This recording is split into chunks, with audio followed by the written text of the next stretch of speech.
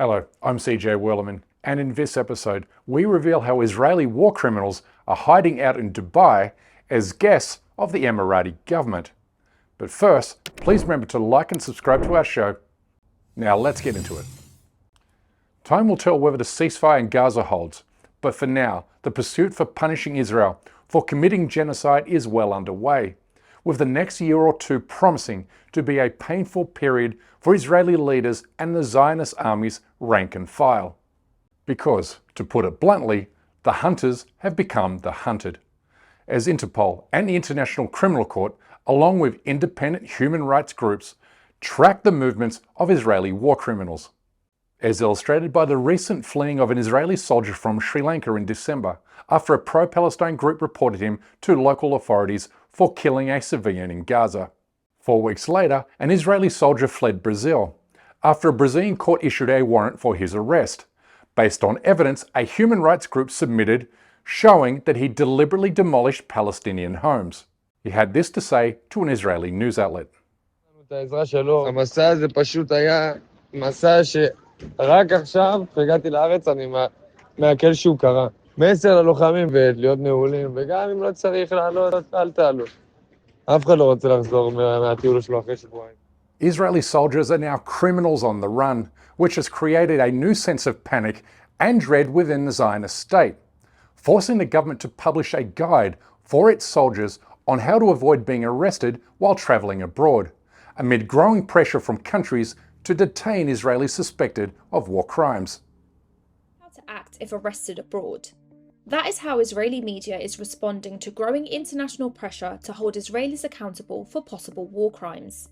Ynet's guide titled "Here's How to Act If Arrested Abroad and What to Check Before Flight" featured advice from Nick Kaufman, a defence lawyer at the International Criminal Court in The Hague. Kaufman warns soldiers to tread carefully online. The advice includes avoiding posting photos or videos from their time in Gaza, especially ones flaunting destroyed buildings.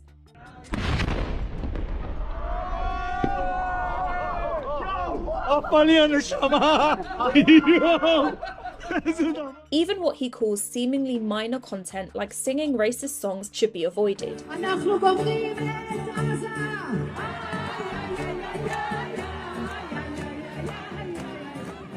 Because all can be used as evidence against them.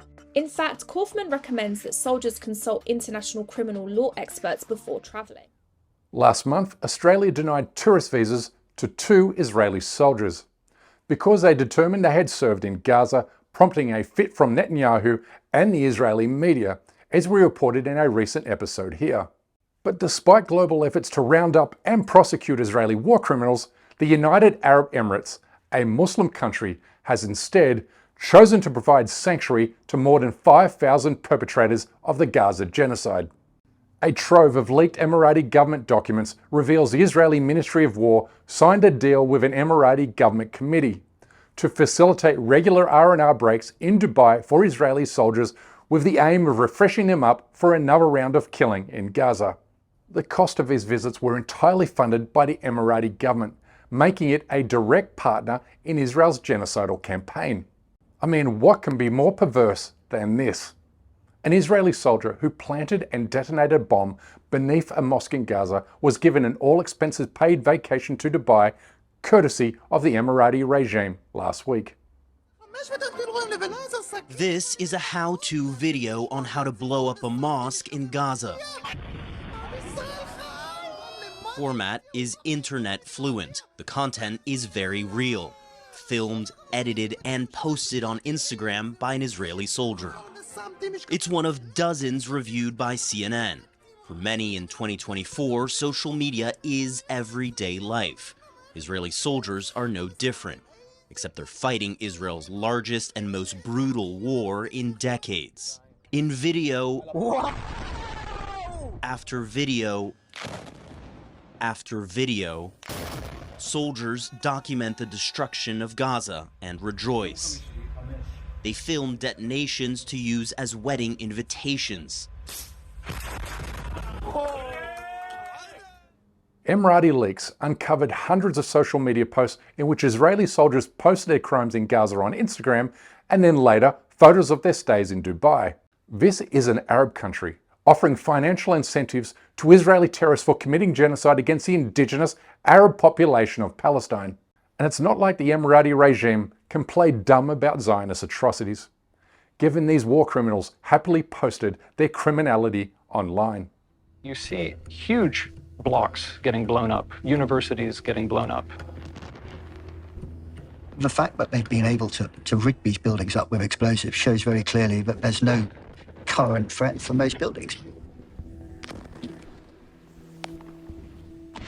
There's no justification for destroying a structure if the enemy isn't in it.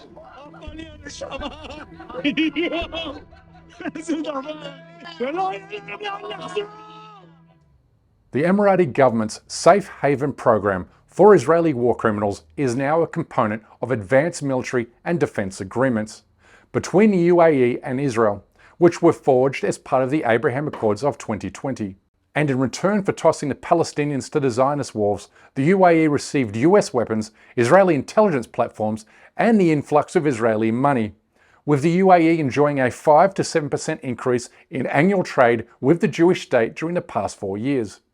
The mass slaughter of 100,000 Palestinians has only deepened military ties between the two countries, with the UAE delivering 8 cargo planes full of military equipment to Israel at the height of the killing in April of last year. And it's worth noting that Emirati President Mohammed bin Zayed was the first Arab leader to contact Netanyahu after the October 7 attacks, and the first to condemn the actions of the Palestinian resistance movement. MBZ also blocked joint Arab sanctions against Israel during the 2023 Arab Islamic Summit, despite pressure from Qatar, Turkey, Egypt, Iran, and Malaysia to impose a full blockade on Israeli occupation. This comment by the research director at the Israeli Policy Forum in New York sums up the UAE's slavish devotion to Israel. He says, "If there is one country in the region that will stand by Israel for as long as possible, it is the UAE, which he owed to the very strong economic and military relations between the two countries and historical poor relations between the UAE and the Palestinian Authority." He says that it's clear that the UAE opposes Hamas and is working with Israel to destroy it. And as shocking as this might be, it's also quite unsurprising, because the Emirati government has proven itself to be the enemy of liberation causes everywhere in the Muslim world. It not only supports Israel, but also India's settler colonial enterprise in occupied Kashmir. It turns a blind eye to the persecution of Muslims in India, and even rewarded the butcher of Gujarat its highest civilian honor, despite Modi pushing 200 million Muslims to the brink of genocide. The UAE also supports the genocidal Rapid Support Forces in Sudan, which we uncovered here, and it arms the Libyan warlord General Haftar and is working with Israel to destabilize the new Syrian government. The Emirati regime is the enemy of Islam and a friend to Israel, along with every other criminal and gangster on the planet. Welcome to Dubai, You're in the international drug business.